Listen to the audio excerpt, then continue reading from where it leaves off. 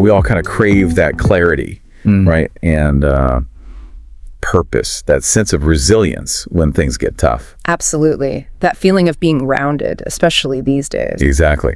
Well, today we're actually diving into how one of history's, most powerful figures managed it. Marcus Aurelius. The man himself, Roman emperor, Stoic philosopher.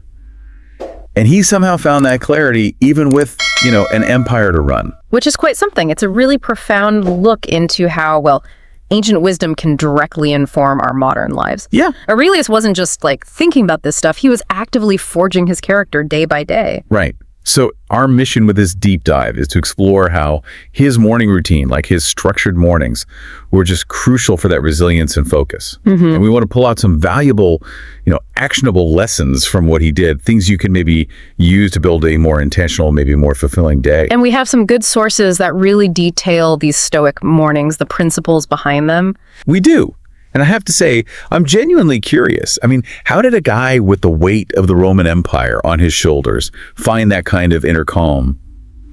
And what can we really learn from it today? Well, what's truly fascinating is that Stoicism, the whole philosophy Aurelius lived by, it gives you this timeless, incredibly practical toolkit. A toolkit? Yeah, for managing stress, building inner strength. It's not just abstract ideas, it's a framework for living. That's why it still resonates, I think. Okay, so before we get into the actual mornings, maybe for folks who know the name but haven't gone deep, what is Stoicism at its heart? Right. Well, at its core, Stoicism is this ancient philosophy. It really emphasizes rationality, virtue, and living in harmony with nature, with how things actually are. Okay. And it's fundamentally about understanding and really distinguishing between what you can control. Like your own thoughts, your reactions. Exactly. Your judgments, your impulses, your desires, things internal to you. Yeah. And then distinguishing that from what you cannot control. Which is pretty much everything else. A lot of it, yeah. External events, other people's actions, even, your own body's health in the long run.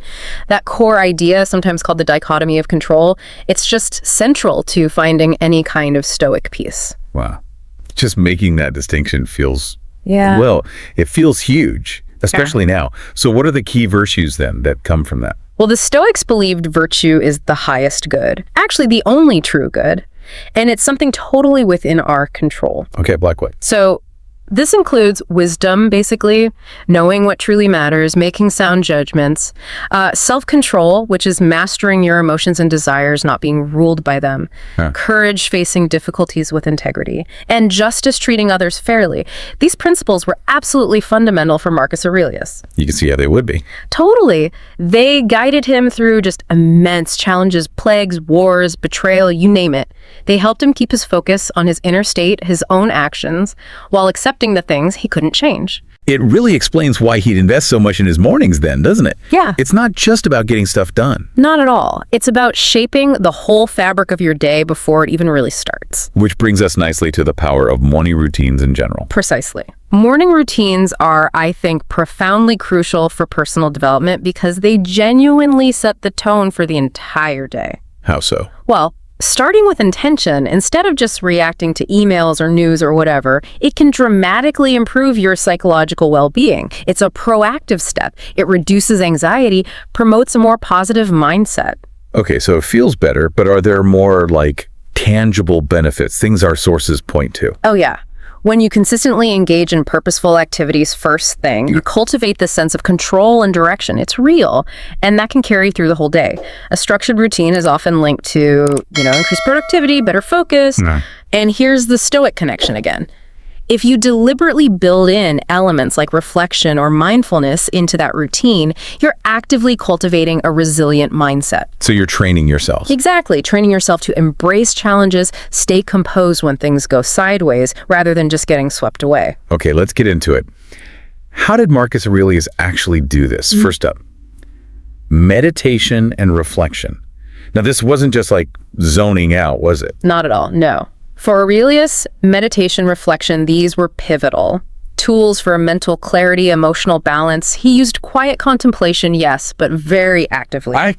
He's applying that dichotomy of control in real time, thinking, okay, what's mine to influence here? What do I just have to accept? This daily practice gave him a focused mind. helped him approach the day calmly, deliberately. And the reflection part. Equally vital, it was this rigorous process of examining his own thoughts, his actions from the day before maybe, looking for biases, errors in judgment, and really reinforcing his commitment to those virtues we talked about. So he wasn't just vaguely thinking, be good. He was asking himself pretty specific questions. Exactly, yeah. Things like, okay, what is actually within my control right now and what isn't?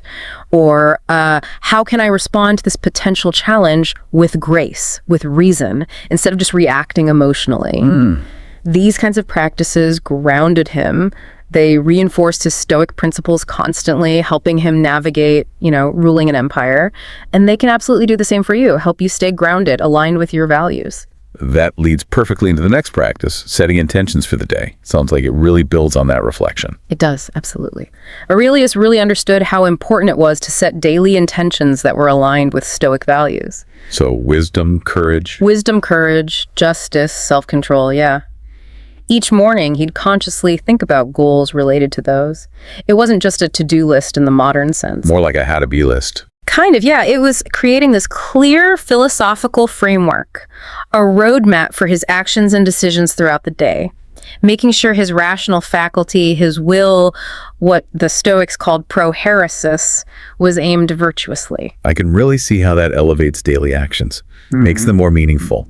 How can we bring that kind of intention into our own, maybe slightly less imperial lives? Well, adopting this practice, even in a small way, can be genuinely transformative for your personal growth. Just taking a few moments each morning to explicitly set intentions tied to your core values, whatever they may be. It cultivates mindfulness. It ensures your actions become more deliberate choices, not just automatic reactions. And that leads to, greater fulfillment, more resilience, even when things inevitably go wrong. And then there's gratitude. We hear a lot about that now, but clearly it's not new. An ancient emperor was practicing it. Seems powerful, especially given his pressures. Oh, it was vital for him. Gratitude was key to fostering a positive mindset, enhancing his resilience. And he wasn't just grateful for the big things. What sort of things? Simple things, profound things, the beauty of nature around him, the support of people he loved. But also, crucially, he expressed gratitude for the chance to learn from adversity itself. Wow, okay. That's next level. Grateful for the hard stuff. Yes. It ties into that profound Stoic acceptance, often called amor fati, the love of one's fate. It meant he didn't just put up with challenges, he tried to genuinely embrace them as necessary for growth. Part of the bigger picture, So it's not just a count your blessings exercise, it's a deep philosophical stance. Acceptance and strength. Precisely. Incorporating gratitude, especially that deeper kind, can radically shift your perspective. It moves you away from feeling like a victim of circumstance. Towards agency. Towards agency, exactly. It boosts your mood, yes, but more importantly, it empowers you to face the day with renewed strength, grounded in what truly matters, even when things are incredibly difficult. Okay, shifting gears a bit to something very physical. Exercise and well-being. Easy to forget, emperors needed move too, especially one focused on self-control. Indeed. And physical exercise was essential for Aurelius. But again, not just for fitness in the way we might think of it today. How so? It was deeply tied to his mental and emotional health, really as a form of discipline. It strengthened his body, sure, but maybe more importantly, it enhanced his resilience and focus. How did exercise do that? By building willpower. By forcing him to overcome physical discomfort or, the desire for ease. It helped him tackle the relentless demands of leadership with more clarity, more vigor. He valued things like walking, wrestling, martial arts activities, emphasizing discipline, self-control. It fostered that vital mind-body connection that's so Stoic. So it wasn't just about being physically strong. It was almost a training ground against becoming soft. Part of his philosophical practice. You could definitely see it that way, yeah. A battle against indulgence. So for us, that means prioritizing physical exercise, whatever works for you. Jogging, yoga, lifting weights. It brings benefits way beyond just mood or energy. It's a chance to practice self-mastery, cultivate discipline, build confidence in facing challenges. You can turn each workout into a small victory over resistance, over that desire to just take it easy. And finally, something may be expected for a philosopher king. Reading and learning. Absolutely integral to his routine, profoundly influenced his thinking, his actions. Just engaging with philosophical texts deepened his grasp of Stoicism, gave him mental models to work with. Who was he reading? He famously turned to Epictetus, whose teachings on that dichotomy of control really shaped him. And figures like Socrates, he found wisdom there that guided his decisions, helped him stay steadfast. So, for someone listening who wants to dive deeper into Stoicism themselves, building on this idea of continuous learning, what would you suggest? Well, embracing lifelong learning is definitely key in Stoicism. It's not just about accumulating knowledge, it's about refining your character continuously. Right. So I highly recommend starting with Meditations by Marcus Aurelius himself, obviously. Also, The Enchiridion by Epictetus. It's incredibly short, practical, punchy. Or Seneca's Letters from a Stoic. These books offer just invaluable insights. Reading them feels like you're in conversation with these incredible minds, and that can really inspire your own growth and resilience. This all seems to build towards a crucial point.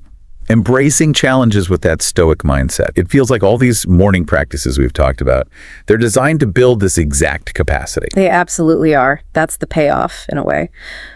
Aurelius approached each day not just planning for things to go well, but actively preparing to face challenges with courage, with resilience. How did he view challenges? He saw adversity as inevitable, even necessary, a part of life. And he believed that how we choose to respond to it is what defines our character. There's this practice, premeditatio malorum. The premeditation of evils, right? That's it. It involved mentally rehearsing potential obstacles each morning, not to be gloomy or anxious. Okay, important distinction. Very. It wasn't about dwelling on the negative. It was about cultivating a mindset that sees difficulties not as, terrible misfortunes, but as opportunities. Opportunities to apply virtue, opportunities for growth. That sounds simple, maybe mentally rehearse obstacles. But how would that actually work when, say, a real crisis hit? Leading an empire must have had a few.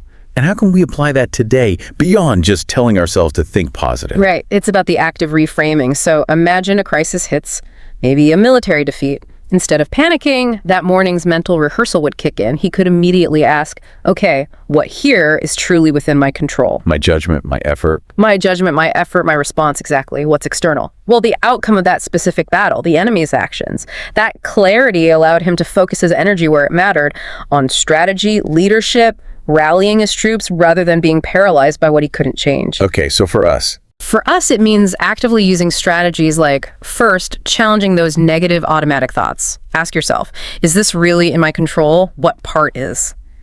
Practicing mindfulness helps you stay present, not get carried away by what-ifs, and setting realistic, Stoic-aligned goals for your response. That shift in mindset is key.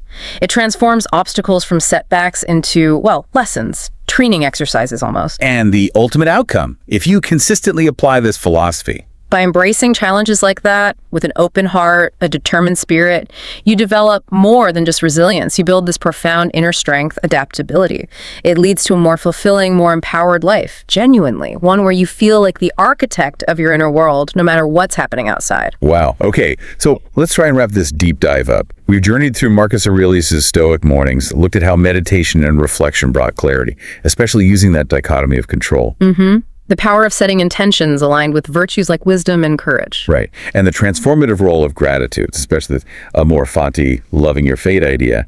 And the vital link between physical exercise and building willpower, that discipline. Plus the huge value of reading, of lifelong learning for refining your character. Yeah, by understanding these, and more importantly, trying to implement them not just as habits, but as real philosophical tools, you genuinely can build deep resilience and understand yourself better. We really hope you explore these Stoic principles, maybe make them a deliberate part of your own routine. Absolutely. And maybe here's a final thought to carry forward. When you consistently cultivate these internal practices, you're not just, getting through the day. You're actively shaping your inner world. You're building your most resilient, most purposeful self, creating this kind of inner fortress that can stand firm, really, no matter what life throws your way.